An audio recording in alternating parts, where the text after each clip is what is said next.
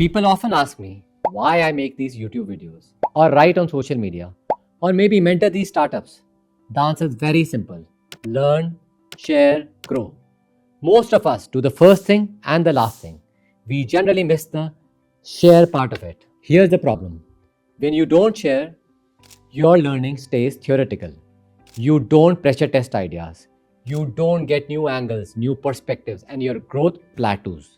This framework really helps you to do introspection also, because once you've learned something, when you're sharing, you kind of have to decide what you have actually learned, and then you try to realize, okay, what are the points that are really worth sharing and what are the points really worth relevant for the person sitting in front of you. Unless learn, share, grow, the whole loop is completed, your real learning does not happen without the whole loop being completed. In this video, I'll show you why share is the missing step for the founders and the leaders and how to make it practically even if you're very, very, very busy. So let me clearly explain you what learn, share and grow means.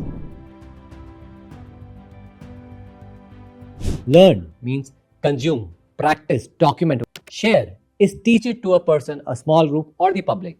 Grow is feedback that leads to refinement, deeper understanding and better decision making.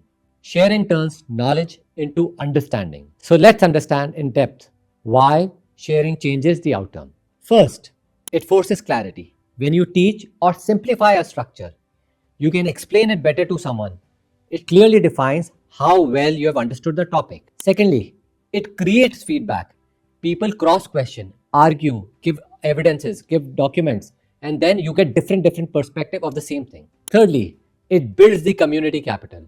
You give to the community, you give it to the ecosystem, and they give it back to you whenever you need it. And finally, it multiplies the impact. Sometimes knowledge shared can help more than writing an actual check. I come across two different set of people, one being students, the other busy founders. And they have this general question, how should we share? So if you are a student watching this, there are a few suggestions that I have for you. Join small circles, your college club.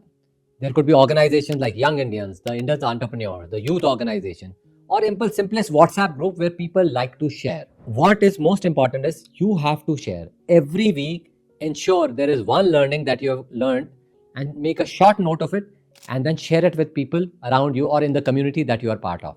If the community does not exist, find a few people, 4-5 people around you, like-minded people around you, and start sharing.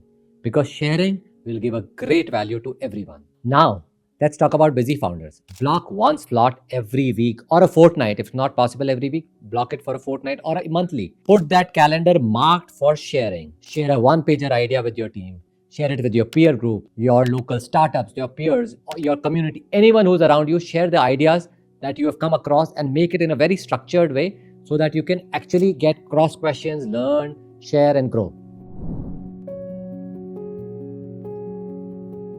So here are some formats that I use and which could probably help you also. You could make a 5-10 slide presentation and share it with the community. Do a lunch with a team, maybe 15-20 minute session interaction, a short LinkedIn post or a monthly newsletter, a quick AMA, ask me anything kind of question, or coffee with the founder, anything. Pick any 1-2 and stick to it and do it constantly. If you do it constantly, you will see the change.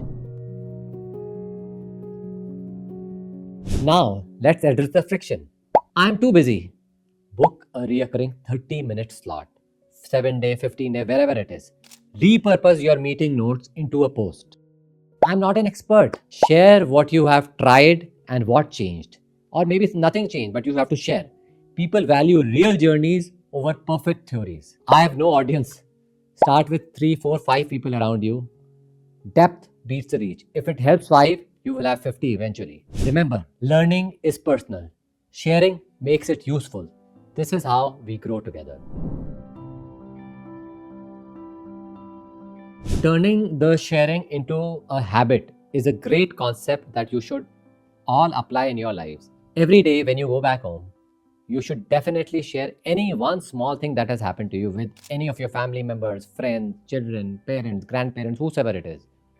This will inculcate the habit of learning within you.